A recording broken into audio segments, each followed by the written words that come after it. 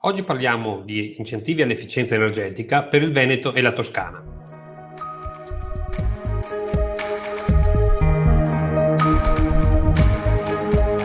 Benvenuto, sono Franco Rasotto e questa è Retta Agevolazioni News, un programma che ti tiene aggiornato sulle novità che ci sono sugli incentivi e le agevolazioni.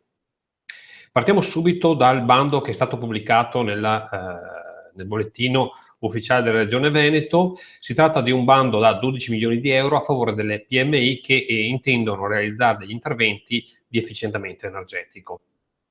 I beneficiari di questo bando sono le micro, le piccole e le medie imprese che abbiano un'unità operativa in cui si realizza il progetto che sia in Veneto. L'agevolazione prevista è un fondo perduto del 30% con un minimo di contributo di 30.000 euro e un massimo contributo di 150.000 euro.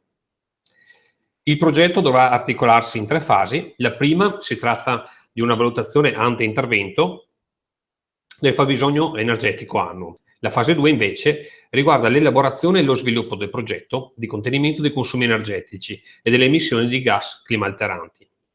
La fase 3, infine, riguarda la valutazione post-intervento del raggiungimento dell'obiettivo di progetto, nonché del risparmio energetico e di riduzione di emissioni di gas climalteranti.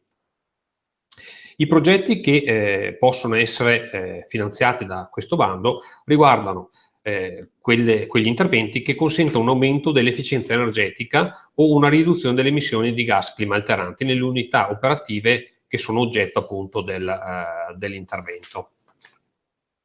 Quindi parliamo di installazione di impianti di produzione ad alta efficienza, di sistemi e componenti, quali ad esempio la sostituzione di motori elettrici, l'installazione di inverter, il rifasamento o la sostituzione di gruppi di continuità, i sistemi di controllo, che siano in grado di contenere i consumi energetici nei processi produttivi e riescano a recuperare dell'energia dai cicli produttivi stessi. Possono far parte degli investimenti ammessi anche quegli interventi di tipo soft, come ad esempio l'installazione di sistemi per la gestione e il monitoraggio dei consumi energetici, che però devono essere abbinati ad interventi di tipo più hard, quali ad esempio la riconfigurazione o sostituzione di macchinari, l'inserimento di nuovi filtri motori o simili. Infine possono essere ammessi gli interventi diretti all'efficientamento energetico negli edifici delle unità operative, quindi negli immobili.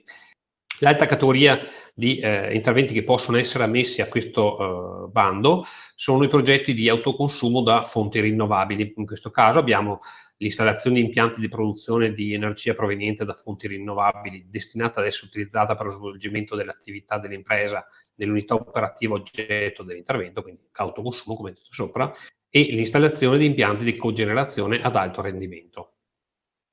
Il progetto è ammissibile quando il beneficiario seleziona tra le opportunità di risparmio energetico individuate dalla diagnosi energetica, che abbiamo visto deve essere fatta in fase 1, interventi che comportano complessivamente un risparmio maggiore o uguale del 9% del fabbisogno annuo di energia anti-intervento espresso in kilowattora.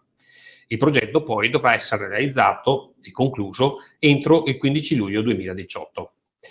Le principali scadenze di questo bando sono l'apertura che è fissata per il 15 giugno 2017, la chiusura di questo bando è fissata per il 31 luglio 2017 e si tratta di una procedura valutativa a graduatoria che tiene conto dell'economicità della proposta progettuale, che è data dal rapporto tra il risparmio energetico conseguibile e il costo del progetto.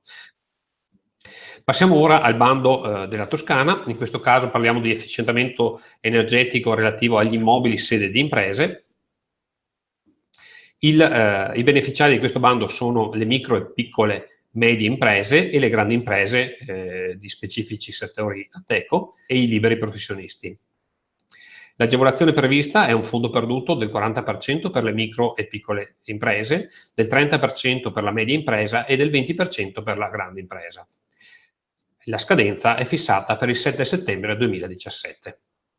Con questo per oggi è tutto, vi ringrazio di avermi seguito fin qui. Se vi è piaciuta questa puntata vi invito a mettere un mi piace e a condividere questo episodio e se avete domande o necessità di chiarimenti vi invito a metterle nei commenti sotto a questo a questa puntata.